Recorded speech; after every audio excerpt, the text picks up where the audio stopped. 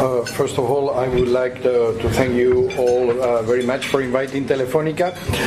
And also, I would like to thank and congratulate the European Parliament for the hard work you are doing with this digital single market proposal in the last months. We would like to take this opportunity to explain you our views. But before going to my views, I want to set the scene and explain how we see competition currently in the market, because many people believe that competition is something that is national, and we say yes, competition is national, but competition is also in the global arena. We are a player in the global arena, and we have to compete on the one side with other telco players that are really very successful in their national markets, that they are able to grow, to expand abroad, and to get the necessary funding because they are able to get revenues and profitability from the business. This is not the case for European players. But we face not only the competition from the other telcos, but also the competition from what we call the OTTs. OTTs are using our networks and they have been able very successfully, without having to heavily invest, to compete with the traditional telco services on the basis of different basic business models. Then my first message here is competition is global, is not anymore a national competition, and to compete in the global arena, attaining the digital single market in Europe is critical. Then we do share the need for a digital single market in Europe if we want to meet the challenge of competitiveness and welfare for all the citizens in the European Union. My second message is that due to the lack of investment, unfortunately, European citizens are not getting the most out of technology. The European single market must be the cornerstone to put Europe back on the track for growth.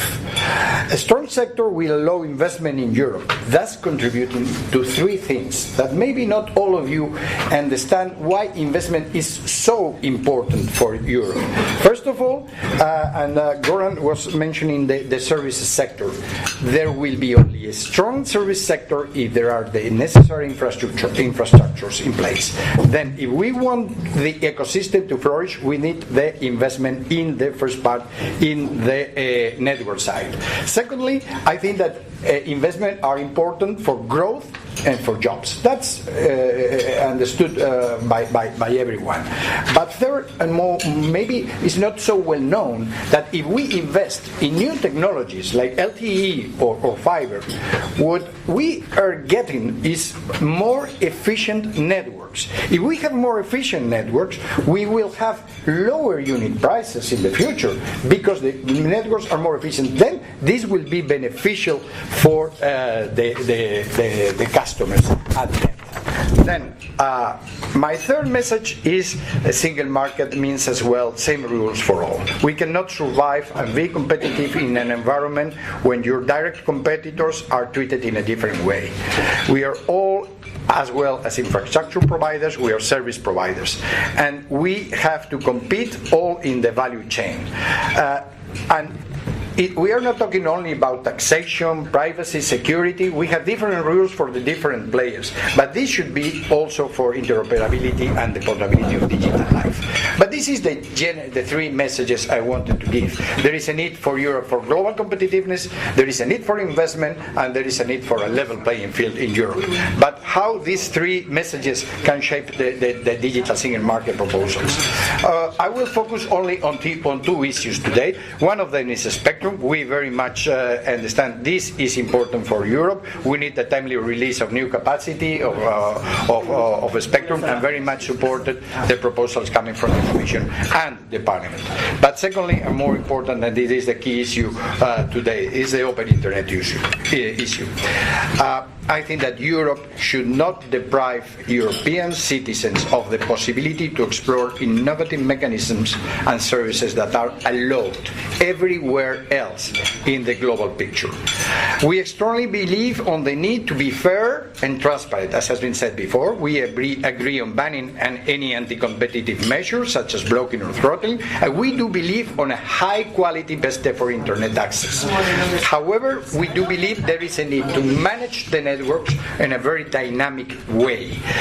This is very important for Europe to have the commercial freedom for players to offer customized services, and this will be beneficial for the customers who can then decide if they want to take the potential new internet services.